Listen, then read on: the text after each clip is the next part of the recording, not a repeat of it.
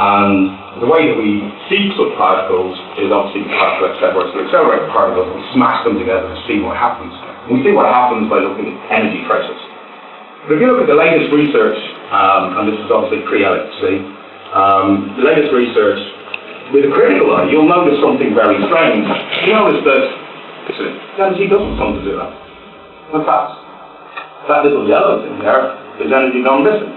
Now, there's a very valid case that typically in a situation like that, that would indicate a particle that we don't know about or something, but this particle has never been discovered.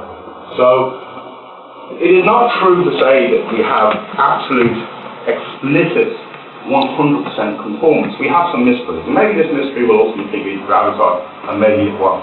But certainly this isn't an experiment from a crazy little company like ours. This is an experiment from a significant, well, again, Google this or whatever, I strongly encourage you to do it. But it's not the only anomaly. There are two other anomalies that I mentioned, and I'm sure there's loads more. The galactic expansion problem. So we've got kind of the quantum world where, strangely enough, the energies don't go away that. Maybe there's rational explanations for it, maybe there's not. But right now, we don't know the answer.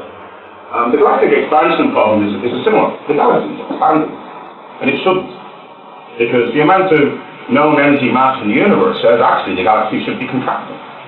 So it's a slightly big problem. We also then have a problem when we look at galaxies, and this is, again, these are well-known science issues.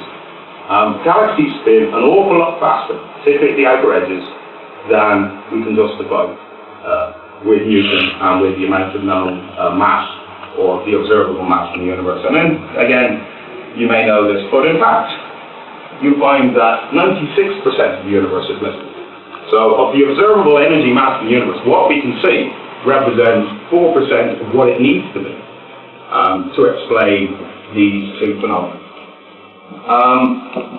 The explanation as it exists at the moment is that we have 22%, 4% of what we can see energy mass, 22% dark matter, called dark because we can't see it, and 74% dark energy, again because we can't see it. It's also fair to say that an awful lot of big science has been hunting for dark matter, and we have some gravitational lensing experiments that say, yeah, this could be dark matter, but again, if you look at it with a slightly critical eye, you find that the same experiments can also be support MON, which is modified Newtonian dynamics. But of more interest to the crazy people in the over-unity, free energy, perpetual motion world is this dark energy. For the maths to work, this 74% of dark energy has to be evenly distributed through the universe. Which means between me and this laptop, 74%, or around this laptop with itself, 74% of the energy is here. Now, hundreds of millions of dollars have been spent trying to find this energy, and it is not.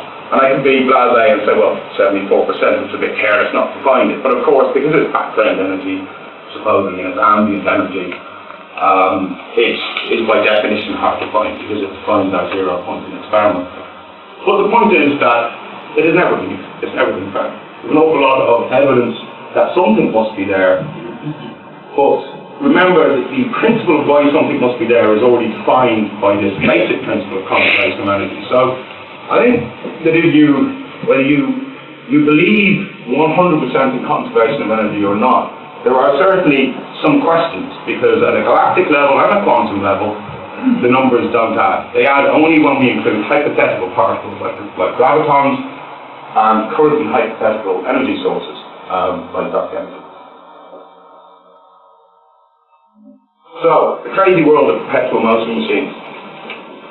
What is a perpetual motion machine? Well, the name says it all. Perpetual motion is a device that remains in constant motion. And it's kind of it's a bit of a weak definition, because under that definition, like I stand here, so that the universe is always moving, atoms are always spinning, and so on and so on and so on. But I'm not going to say that. What I'm going to do is try to use a better definition, and if you're into the wacky world of perpetual motion machines, the term that I believe best describes those who have claimed to have developed them and so on is the term over unity. And it's called over unity because it means that there's a system that's more than 100% efficient. So you put one in, you get two out, and blah, blah, blah. So from now on, I won't discuss perpetual motion per se, but over unity. And over unity is fundamental to a real-world perpetual motion machine, because in the real world we have losses or conversions in real machines to, friction, to heat, to air resistance, and so on. So if you ever want to try to build one of these impossible perpetual motion machines, what you really need is a driving mechanism, some mechanism that's over unity, where you can put one in and get two out, and you can do that consistently. And our claim is one of over unity. But to be fair to the presentation, I'll give you a brief history of over unity, and I won't even attempt,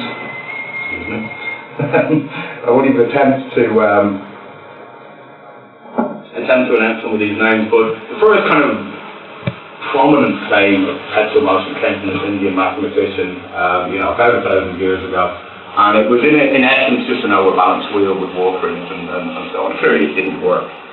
Da Vinci, if you get a look at this, you'll already see all these beautiful drawings of perpetual motion machines, designed perpetual motion machines, and a huge amount. But if you actually look, you find that what he was really doing was trying to show that it wasn't possible by design. So he designed something to say, if this doesn't work, be opposed.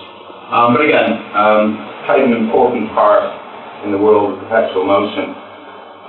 This guy Ramalli joined the fray when he was an engineer. When a client said to me he wanted to speed up a river, and he went, I'll just build a machine where the water goes here, of course we got faster and we'll get faster and faster and faster. And again, that didn't work. And I'm not sure that's pre-Bernoulli, as an easy way, obviously.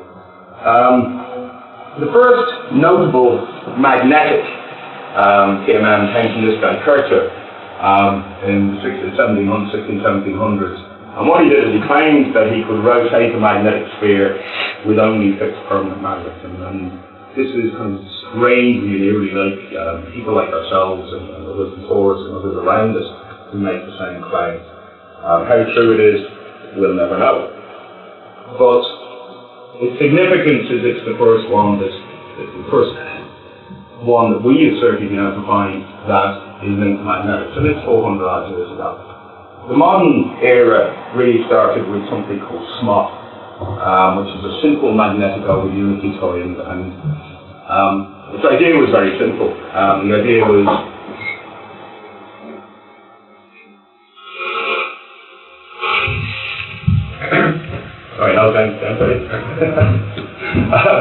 the idea was very, very simple. All he has is two magnetic racks or two big long magnets, and you drop a ball in and it zooms and it shoots off the other side. And the claim is very simple as well. The claim says that the energy of this ball is more when it leaves the rack than when it enters.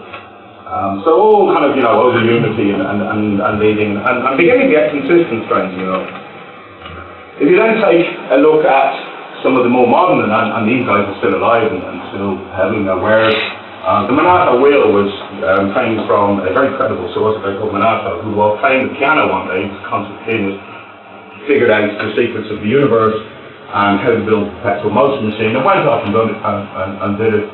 He's kind of the first and maybe the best known electromagnetic. So he took magnetism but then started using some electromagnetic elements as well. And it's a very, very interesting system, and again you can find an awful lot of stuff on the internet about it. Similar in design is a South African company called Penderup. They make basically the same claim that we all do, which is these rotating magnetic systems that will rotate without any obvious power source. And in fact, it's very similar to the Monato wheel, with the exception that he uses permanent magnets exclusively instead of electromagnets. And indeed, if you Google it, ignore everything written about me, by the way, but if you Google it, you'll find that there are thousands of claims, absolutely thousands. But there's a couple of key points here. None of them ever made it to the market. None of them has ever been proven, and an awful lot of them have been disproven. So, you have to look at the reality of it. However, the other interesting thing, and as one of the lads in the office said when I went to the presentation, I've been satisfied with all three. If you make this claim, you're either a Nigerian scam artist, a dreamer, or a complete idiot. Or potentially a combination of the lot of them. And that's fair enough. But if you do look, and again, you know, once our faith in this whole area was taken, we began to look at other claimants, and I'll be absolutely completely honest, I wouldn't have given any of this crap.